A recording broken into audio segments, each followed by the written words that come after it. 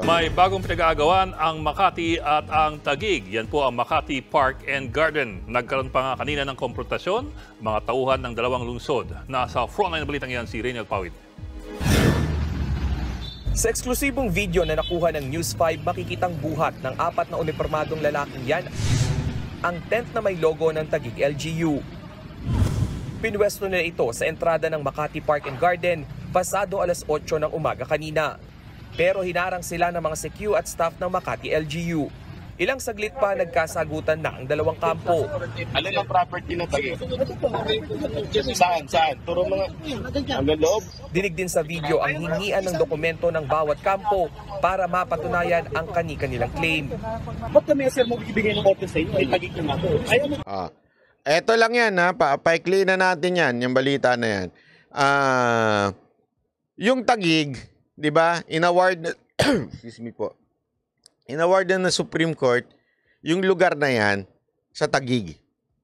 Ngayon, ang reasoning nitong Makati, sila daw ang nakabili niyang park na yan. Okay? Kaya lang, huwag niyong kakalimutan, kahit ba Makati ang nakabili niyang park na yan, hindi ho ang Makati ay private company. Sila ho ay government. Ibig sabihin, no, tax ng taong bayan ang pinambili nila. Even if taga Makati pa ho yung mga sinasabing tax. Kasi tandaan ninyo, ang style sa atin, LGU magkakaroon ng tax. Ibibigay sa national. Ang national ang magbibigay ng tax ng pondo sa mga LGUs. Ganun ho. Hindi ho, ang LGU may sariling pera, amin to, kami lang gagamit ito. Hindi ganun. Kaya nga, dapat maintindihan yon nung binili yung Makati na yan, sabihin na natin binili nyo.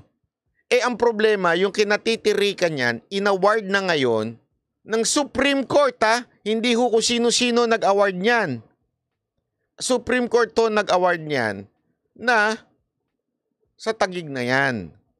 So, any properties of the government, ha? Not the private company. Siyempre, kung private company ka, yung bahay mo pa rin yan. Sa'yo yan eh. Pero kung ito'y gobyerno ang nagbayad, since lilipat na sa Taguig yan, dapat sa Taguig na rin yan. Tama, mali. Ngayon, sige, i-argue nyo na sa inyo yan. Ang problema, lalo kayong mahihirapan. Nagmamatigas sila ngayon eh. Kesyo, yung mga taga Makati na mga empleyado, sige magmatigas kayo dyan sa loob.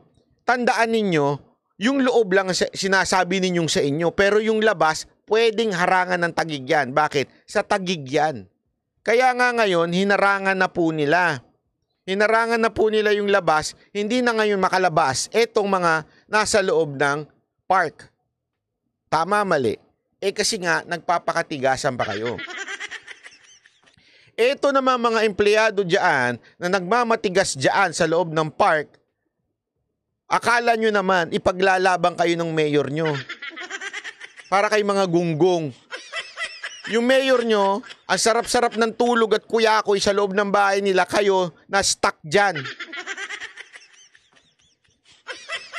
Kasi wala kayong laban pag hinarangan na ho yan ng Taguig.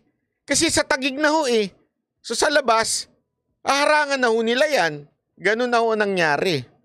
Hinarangan na ho sa labas. Tapos, magrereklamo sila na bakit daw sila hindi kayo kinukulong. Una-una, kaya kayo sinarduhan, wala na kayong permit. Dahil yung permit nyo, permit pa mula sa Makati, since Supreme Court na nagsabi, Taguig kayo, so dapat manggaling ang permit nyo sa Taguig. Kaya nga, anong simple lang naman ho dito sinasabi natin. Huwag na kayong makipagmatigasan, wala kayong kalaban-laban. Magdadakdak kayo dyan, akala ninyo, naniniwala kayo sa gunggong ninyong mayor. Wala na kayong laban dyan. Kasi Supreme Court na ho nagsabi niyan, kung magmatigasan kayo, nasa loob kayo, pahirapan, sige, hindi kayo uwi sa pamilya ninyo, kayo na lang dyan. Mag-inuman, magyarian kayo dyan. Di ba ho? Magmumukha ho kayong tanga dyan. Habang yung mayor nyo, ang saya-saya doon sa kanila.